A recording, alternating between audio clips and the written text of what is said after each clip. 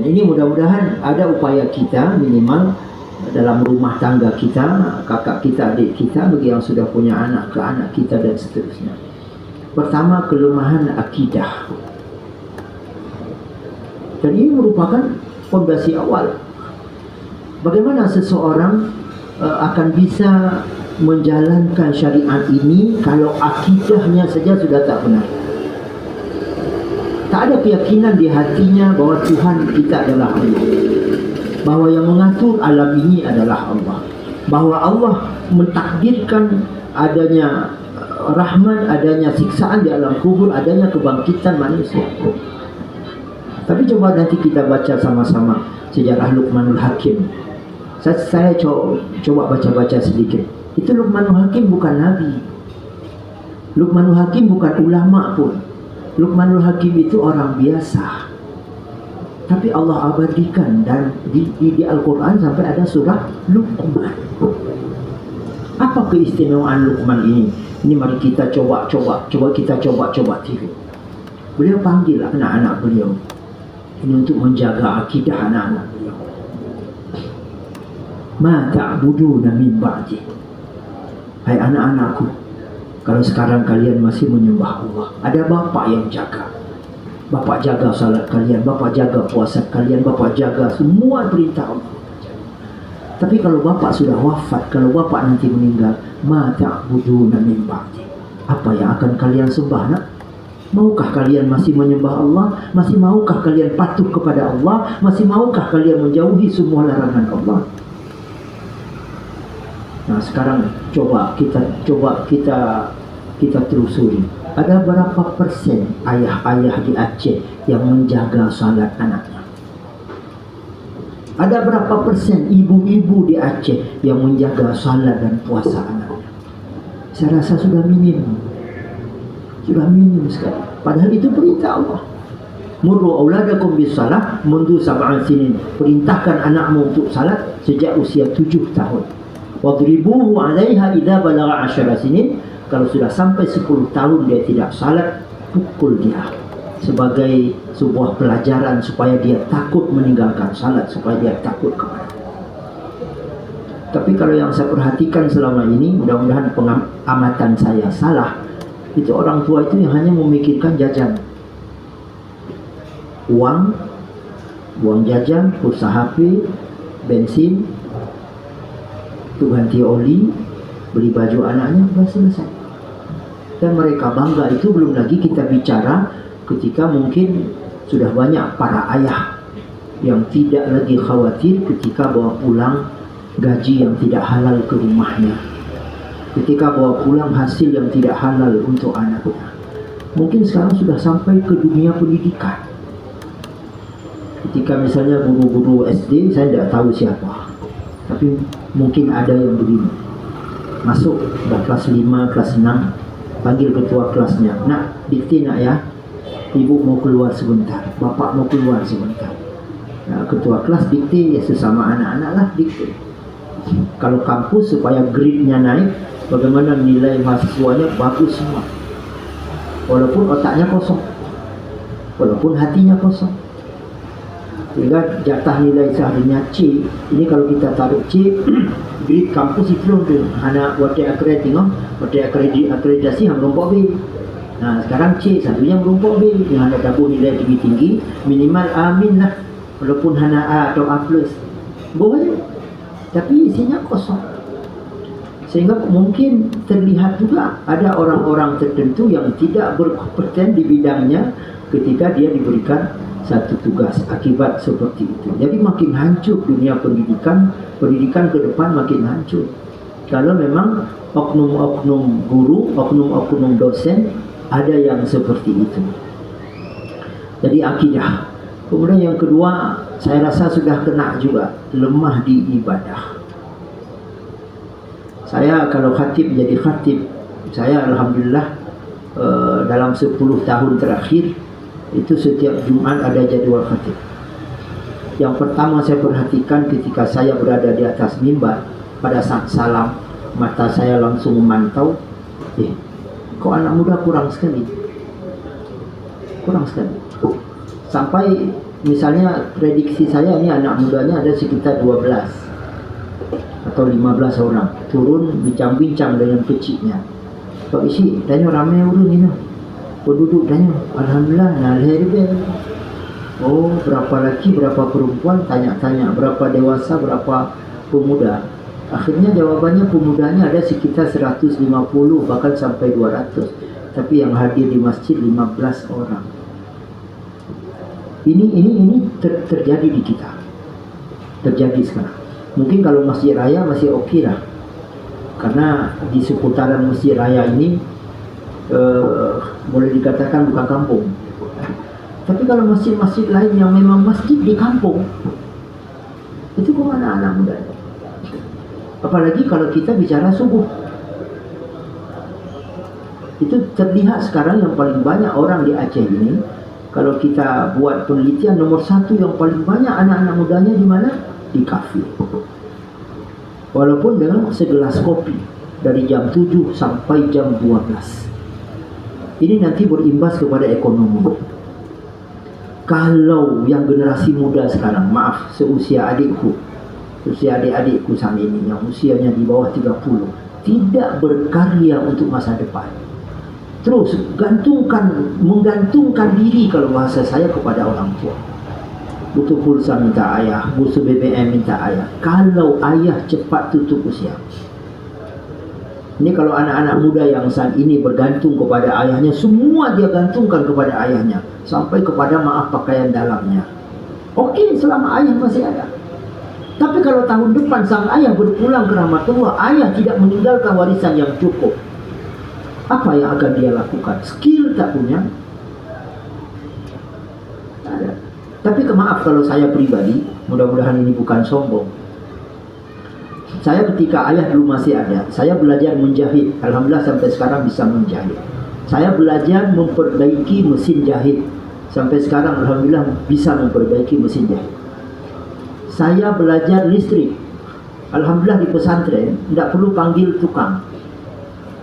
Kalau setiap ada bangunan baru instalasi listrik, saya panggil santri, ini begini, berapa itu menghemat biaya. Kemudian saya belajar elektronika, saya belajar montir. Kalau kereta insya Allah bisa bongkar semua, sampai sekarang masih bisa pasang. Kalau mobil bocor rim, bocor klepnya, jadi untuk bawa bengkel, pergi ke ruang mencari. Jadi almarhum ayah saya selalu menyemangati saya. Nah, masa depan kita tidak tentu.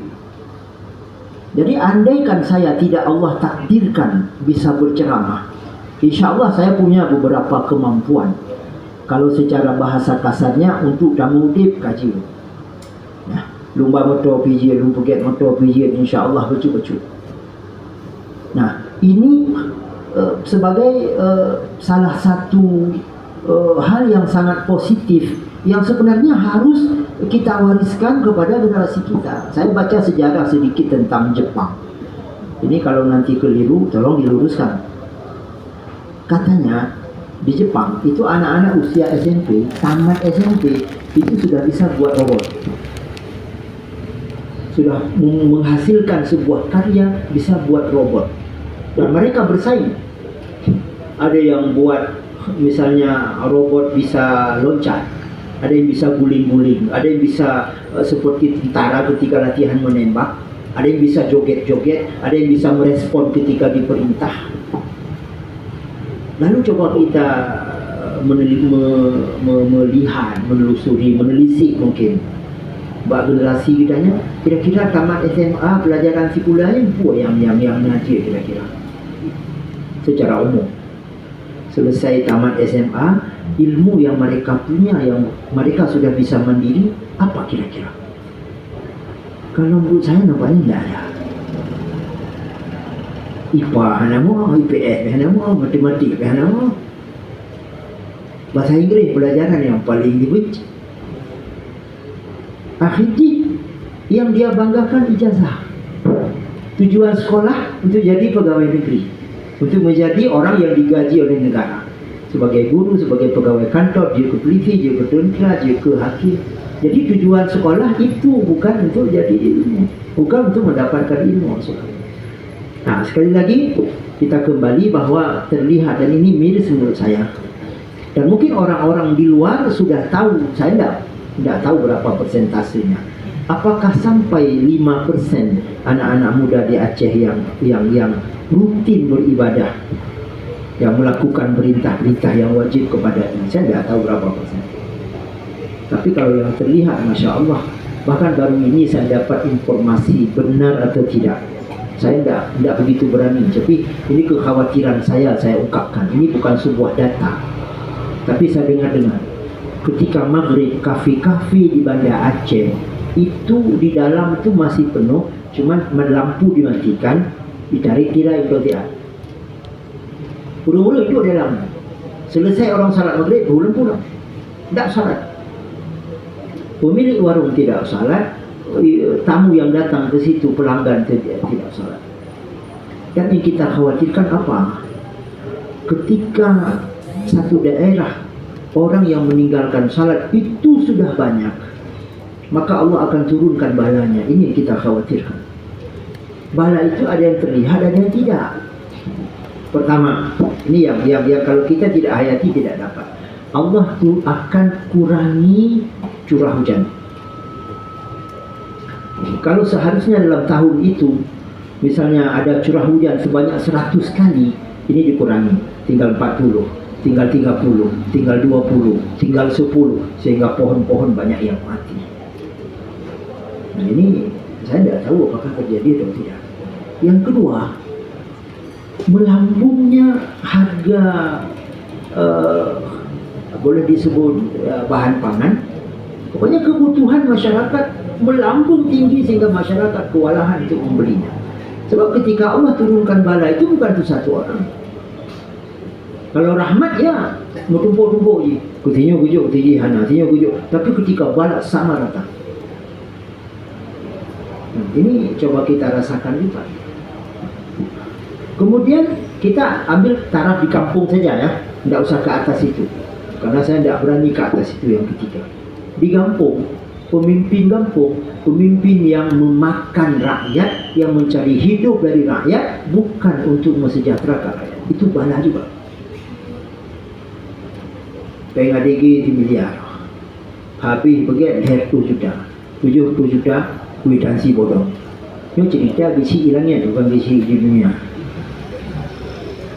Jadi selalu beralasan berjuang untuk rakyat, Lu pilih lu berjuang untuk rakyat. Dia berjuang untuk berbuat. Nah, ini salah satu bentuk bencana, salah satu bentuk bala. Jadi ibadah pada masa Rasulullah, pada masa sahabat, pada masa tabi'in, dan pada masa tabi'in setelah itu mereka menjaga sehingga adalah aturan dalam negeri. Dan ini sebenarnya fungsi syariat. Ketika salah diartikan, orang-orang akan benci kepada penerapan syariat. Padahal syariat ini adalah untuk menjaga bagaimana umat ini bisa terus dekat dengan Allah. Dan kalaupun Allah ingin menurunkan bencananya, kalau bahasa saya, Allah masih timbang-timbang. Dia mentong lebih urung taat daripada urung maksiat. Tapi punya lebih urung maksiat. Apalagi terkait saya dengar informasi benar atau tidak, kita di Banda Aceh ini sudah banyak sekali prostitusi online yang pelakunya anak-anak yang usia muda, dan tarifnya katanya paling mahal di Aceh, bombastis. Kalau di luar itu paling-paling tarifnya 300.000, nya ini Aceh 2 juta tengah. Tiga pakai 2 juta tengah, hana berat ya.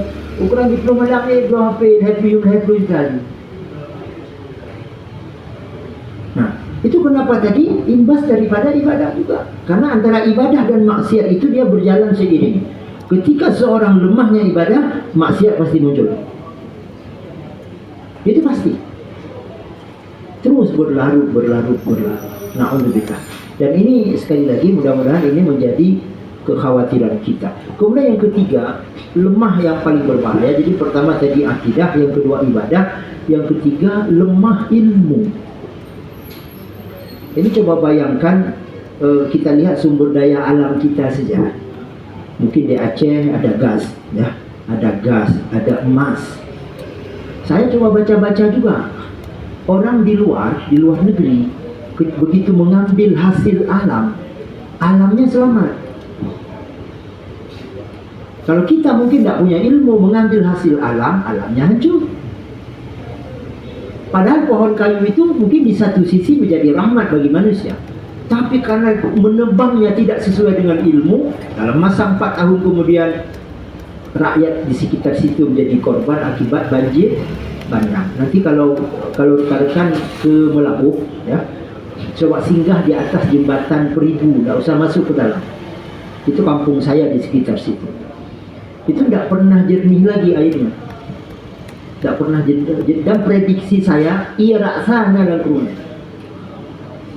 Pakon, kalau dia ada penambangan emas.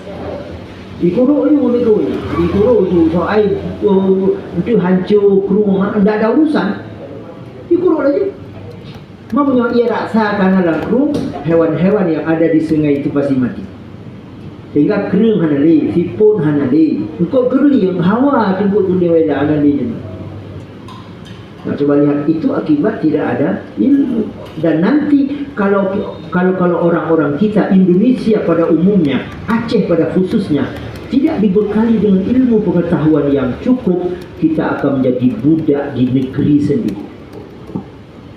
Yang berada pakai orang bijak bagampung dan nyoyak cah dia hanya ini yang lime dia kopi nyo mangga kopi warung dia hanya cakpa sangat cik tapi hanya cakpa ilmu tentang kopi sangat.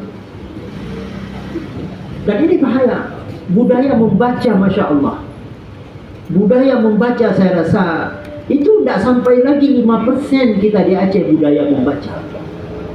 Bahkan saya perhatikan, tapi saya tidak menuduh, dan saya tidak bisa tunjuk siapa orangnya. Itu dipraktekkan oleh sebahagian mahasiswa, main copy paste. Judul juga ibili saya tentang apa misalnya, tentang apa misalnya, tentang padi misalnya lah, padi apa namanya, atau tentang apa ya, padi atau sawit lah, tentang sawit unggul. Nah, buka di internet sawit unggul, blak duit, blak tu, blak kopi, blak jelak beli, ubah wujud sapat. Ada yang lebih bahaya lagi, dan ini menjadi rahasia umum. Mau selesai kuliah, skripsinya cari orang. Saya dengar informasi sekarang skripsi 1,5 juta. Nah, jadi dah awak pergi skripsi yang mudah lagi. Judul skripsi kan nama 200 dalam, tinggal copy paste aja. Jadi sama-sama copy paste. Dia hanjir awak dia tidak hanjir tanya tak apa gitu. Ya bega pekaunan atau gak pergi. Kalau disertasi, itu bombastis 15 juta. 15. Kalau ilmu-ilmu tertentu sampai 20. Jadi akhirnya apa yang dia dapatkan? Kertas yang bertulis nilai di situ, ilmu juga nol. Nah, ini bahaya sekali. Tapi saya rasa ini mudah-mudahan saya ingatkan diri saya sendiri, dan kalau boleh saya wakili untuk mengingatkan kita semua. Saya baca sedikit tentang Yahudi. Katanya, ini benar atau tidak Allah malam, Yahudi tengah itu macam aku. Tengah lalu saya doa itu tak buku baca. Akhirnya coba kita lihat hari ini, Yahudi itu punya negara yang kecil, tapi hampir semua negara ada tangannya di sana. Melu dengarnya ada jihad, Danon, roti-roti yang Danon ada jihad. Yang belum tanya saya beraya jihad, tanya apakah kerana jihad rasa kamu? Idanya bergari jihad kan? Pabrik gari sanghana atau itulah. Punya olah gari cara. Sak gari pergi cara dia pergi gari, pergi produksi gari kan je. Nah, ini akibat, kalau istilah saya, kita juga dinabubukkan dengan berbagai manis-manis. Pulau Aceh kan punya kebetulan punya hati yang dupe, bongkreh je terapa. Tapi punya hati kan dupe, bulu pe hang terapa. Aceh kai pui betul kita sudah diangkat-angkat. Oh, boleh orang Aceh hebat. Ya, hebat. Orang Indonesia hebat. Ya, hebat. Hanya belajar ni. Nah, ini bahaya sekali.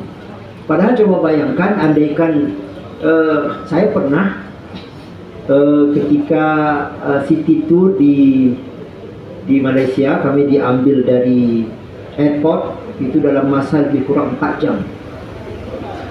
Jadi kuis lah dia, tukang bimbing turis. Ya, pemandu turis pakai topi pet. Assalamualaikum warahmatullahi wabarakatuh. Saya pertama kagum ketika dia awali ceramah dia dengan khutbah bahasa Arabnya. Nak saya baca bahasa Arab. Nak fasih. Dia baca Quran fasih. Kemudian terus dia menjelaskan, dia kait dengan ayat ini, dengan hadis ini. Masya Allah, hebat. Penampilannya topi pet dengan celana panjang, celana jeans, bajunya dimasukkan ke dalam, kacamata sangko ini, tapi hebat. Ini tanya orang Aceh yang pegang syariat Islam, meramalkan hanya ke Ramadan.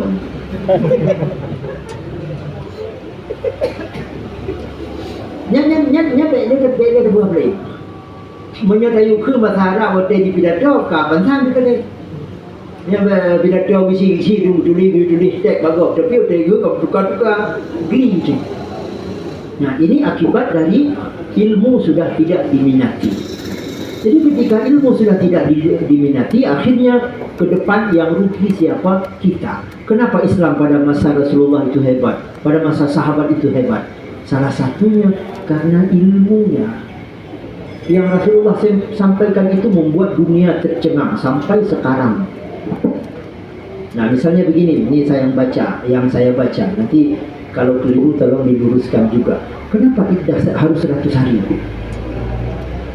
Kan Rasulullah sampaikan seorang istri meninggal suaminya baru boleh menikah dengan suami lain minimal setelah 100 hari. Pada hari yang ke-101. Ini contoh ilmu yang ditinggalkan, yang diwariskan oleh Rasulullah SAW. Mungkin orang-orang kita tidak teliti, tapi orang di luar kita teliti. Ternyata, setelah terjadi hubungan antara laki-laki dan perempuan, bisa jadinya itu setelah 99 hari. Misalnya pada malam ini suami istri berhubungan, setelah itu mereka tidak berhubungan lagi. Benih yang sudah ditanam oleh suami tadi boleh jadi dia jadi anak 99 hari dari sekarang. Coba lihat bagaimana hebat Islam. Coba bayangkan kalau begitu suaminya meninggal langsung dia menikah sebelum lewat 100 hari dari suami pertama, lalu istri itu mengandung. Ini anak siapa? Masih ada kemungkinan anak suami pertama. Karena boleh jadi setelah hubungan pada hari ke-99 baru dia ke anak. Ada dua negara. Terjadi kesamar-samaran dalam keturunan itu semua ni. Anak lako baru, anak lako awal. Nah, kemudian baru-baru ini lagi saya dengar dari ketua Ikatan Doktor Anak Indonesia. Saya lupa nama beliau. Kalau tidak salah beliau sudah prof juga. Orangnya masih muda. Ketua Ikatan Doktor Anak Indonesia, IDAI. Ya. Beliau ketua pusatnya. Jadi bulan ada acara, saya sebagai salah satu pesertanya, yaitu sosialisasi stunting. Nah, kalau hana ilmu yang menyampaikan masalah ke. Nah, jadi beliau sampaikan, kata beliau di Jepang ada seorang ibu-ibu masuk Islam gara-gara celana dalam. Itu berpikir cerita lucu. Tapi fakta yang beliau cerita ini kisahnya tak ada. Jadi ada seorang tukang binatu mencuci baju beberapa mahasiswi. Dan beliau kena satu penyakit. Nyatanya orang Aceh biasa penyakit cum cemekam. Penyakit cemekam boleh. Kau tak ada king tapi cum. Macam apa? Cungkil lah, bicul lah. Padahal kau king begitu. Nah, ini si ibu ini kena penyakit galak cum luar dalam. Jadi ubena luar dalam raga itu, buat bicul bedung yang bicul tu. Hai, bel luar dalam boleh bangat. Jadi dari sekian mahasiswi itu ada satu keranjang yang membuat beliau penasaran. Kok ini tak bau? Yang lain semua bau becung, bau pesing. Kok ini tak ada bau pesingnya? Supaya ya, penasaran beliau. Akhirnya beliau amati. Oh ini punya si Fulan, dipanggil. Maaf ya. Lu galak cum lu dalam lah. Mandu becung. Pakaimu dalam gadah Najwa. Dijawab, oh saya Muslim. Saya Muslim, saya orang Islam. Hah? Apa hubungannya Islam dengan hanya baju? Agama saya mengajarkan bahwa setelah kami buang air kecil, wajib cebok. Setelah buang air besar, wajib cebok. Kalau tidak, tidak sah ibadah kami, tidak sah salat kami. Begitu budaya. Jadi dalam agamamu diatur sampai masalah kencing. Ya, masalah kencing, masalah jual beli, masalah berkeluarga, masalah pinjam meminjam, masalah sewa menyewa, masalah hutang piutang. Oh jadi begitu ya. Geblok buku tentang Islam. Beli buku tentang Islam. Setelah beliau baca, tidak sampai 10 hari beliau langsung meninggalkan keyakinan sebelumnya, masuk Islam. Lalu kenapa orang-orang kita yang memang dia sudah Muslim tapi tak mau melakukan perintah Allah? Karena tak punya ilmu. Kalau saya boleh contohkan, kalau di sini ada sebuah kerangkeng, ada harimau di dalam. Mungkin kerangkeng itu punya lubang sebesar inilah. Di dalam ada harimau mutar-mutar. Kalau kita kasih makan ke harimau itu, pasti kita masuk ke pasti begitu. Karena kita tahu kalau digigit bahaya. Tapi kalau anak-anak yang kasih makanan harimau, pasti dia masukkan tangannya ke dalam. Dia tidak takut karena dia tidak kenal harimau. Kita yang sudah kenal harimau tidak mungkin.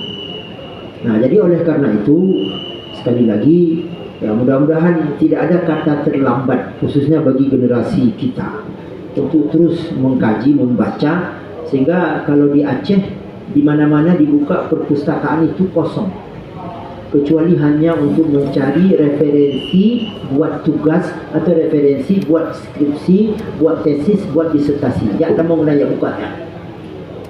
Tapi kalau masuk ke perpustakaan Baitur Rahman, saya pernah beberapa jam masuk di situ, hanya bertiga kami. Tidak ada yang masuk untuk melihat-lihat buku untuk membaca. Kemudian yang keempat, ini yang paling berbahaya. Berbahaya bila lemah generasi yang kita tinggalkan, yaitu lemah di bidang ekonomi. Kan sampai Rasulullah bersabda bahwa kemiskinan itu sangat dekat dengan kekufuran. Saya rasa ini menjadi sebuah isu juga di Aceh. Katanya dari dulu ada orang-orang Aceh tertentu karena kemiskinan meninggalkan agama Islam dan masuk ke agama lain. Nah, kenapa kita miskin? Tidak boleh kita kembali kepada hakikat bahwa Allah memang sudah takdirkan begini.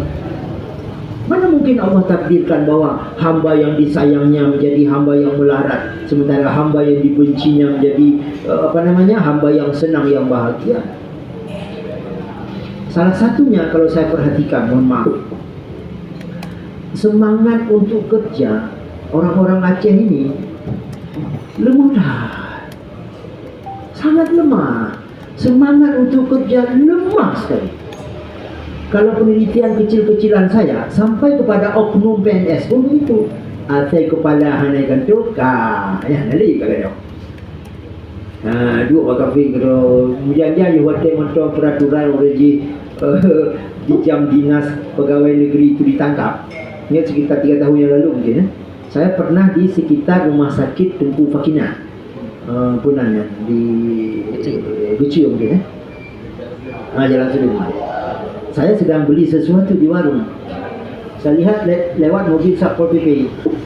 Di dalam pegawai mendung Satpol PP dah ikut.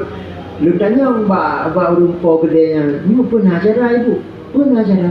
"Halo dalam pegawainya hojak rumput motornya ajak." Kaidlah punggungnya pijak. Sebab jam dinas mereka berkeliaran di luar. Berarti semangat kerjanya memang tak ada. Nah, saya ini kebetulan orang di luar Islam, ya. Jadi saya ambil pelajaran yang sangat luar biasa dari ini, walaupun saya belum sanggup lakukan 100%. Itu di kampung saya mungkin 95% yang mengerjakan pembangunan rumah bantuan tsunami itu bukan orang kita Aceh, dan mereka bukan beragama Islam.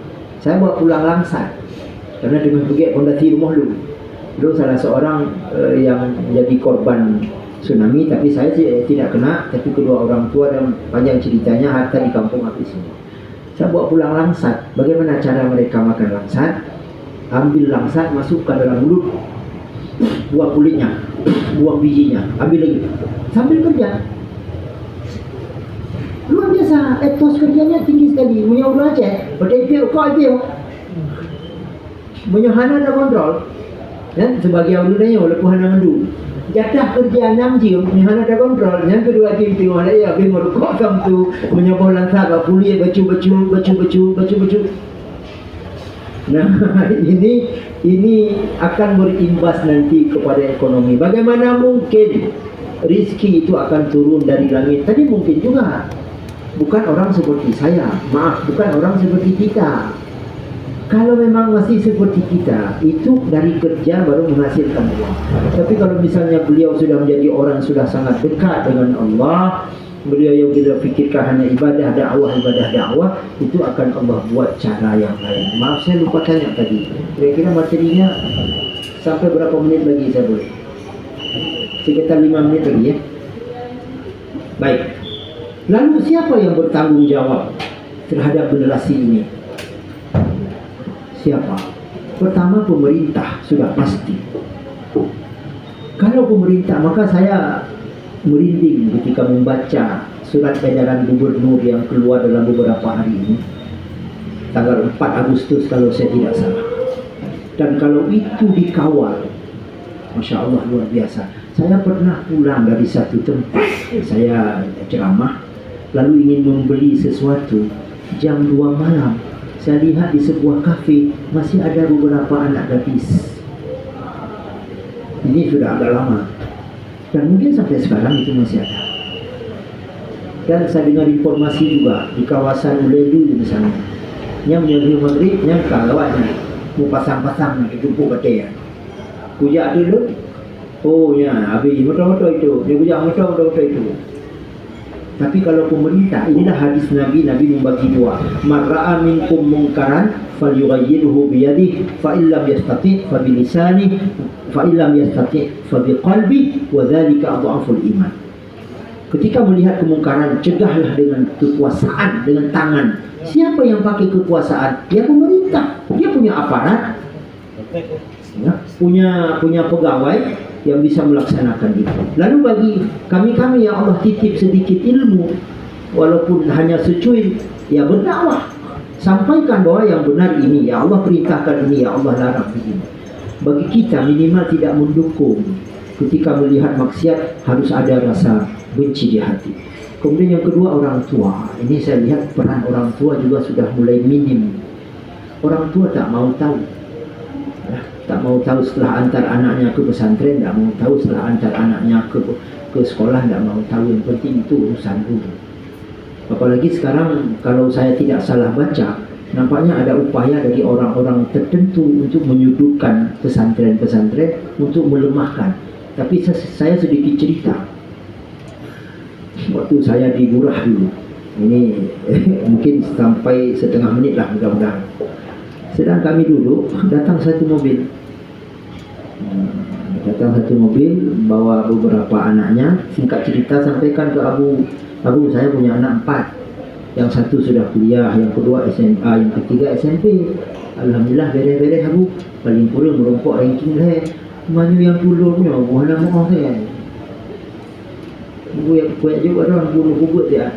Hari itu satu hari itu. Ya jauh ke Badayah. Udah di pendidikan Badayah hana beda. Yang keluar ni dia Badayah. Yang kedua ada kasus anak hai begini kamu. Hai begini ya dah Badayah. Si Akai sudah brutal sekali. Sampai di Dayah dia mukul orang. Lewihan hukum kayak duduk. Berarti anak pesantren tak beres juga. Dia beres juga yang kau cimaling di kampung kau. Tidak mau Dayah ya kau juga. Sehingga kamu, mudah-mudahan ini saya tidak diproses dengan menceritakan ini karena sudah berlalu, sudah lama. 4 tahun yang lalu, Lon Rimau santri dengan dia kapal lo ada yang punya ke ayah ni Abu ayo pergi dia Abu Kebetul dia ada nak buat dia budak berata. Cik mah belum. Bukan ge abang nak rumah lebih ni dah bukan tajib deh. Proses dulu. Karena tujuan tak pula. Belum jaga. Ka bulian kamu dah itu. Itu mun tu dia tak tidur dewa guru tu mai biar itu materi hantu orang kiban ngelem ni lu cerita kita enggak waduh hantu orang cerita. Jadi bagi awak ngelemnya ibu lem cap kami dalam plastik saka. Hanya diperokit ditiup. Buka gembung. Kotai gembung angin yang sudah ada di dalam dihirup kembali. Nanti dia mabuk. Pasang dia mula itu pujuk bak peliti. Pujuk bak peliti kah dalam penjara, Yahya dalam penjara. Handai abu handai kau bak kilo. Betul, kah pulih. Alhamdulillah kah pulih, kah segar. Kau ni kah netral. Kemudian kah netral, itu pulih air, ya cakap. Kah netral kah pulih gaji. Jadi dayah ni untuk pulih ada yang lagi. Kuat dah. Nanti pulih. Ini pengalaman kamu buat dayah. Jadi baik hotel ni kalau nak kasus buat dayah, ni fikir orang buat dayahnya baik dah membuat pesantren gaji ke mereka. Ladung jahil fikir dia kampung dia ayah ke bawa jarau di kampung berdejak dia di kampung hokan kaji pada alhamdulillah ada hantu batong gada mana baru macam gada. Jadi begini tanggung jawab orang tua. Kemudian yang ketiga tanggung jawab masyarakat itu termasuk kita ya. Paling kurang saya rasa keprihatinan seperti tadi harus ada di hati kita ya. Kita laporkanlah kepada pihak-pihak tertentu agar rahmat Allah benar-benar diturunkan. Saya tutup tausiah ini dengan sebuah firman Allah, "Walau amana ahlul qura wattaqau la fatahna 'alaihim barakatin minas sama'i wal ardh." Bila penduduk satu negeri beriman, bertakwa, menjalankan syariat Allah, maka Allah akan turunkan rahmatnya dari atas, dari bawah dan dari seluruh penduduk. Mudah-mudahan saya yang belajar dari tadi sampai akhir, mudah-mudahan bila ada yang keliru tolong saya diluruskan. Mudah-mudahan ada manfaatnya, terutama menjadi pengingat bagi saya dan bagi kita semua. Semoga dengan kita mencintai syariat Allah, kalaupun ya kita tidak bisa berbuat banyak, minimal kita ibarat burung pipit dalam kisah yang kami ceritakan tadi. Demikian untuk sementara, kami kembalikan kepada moderator. Alhamdulillah.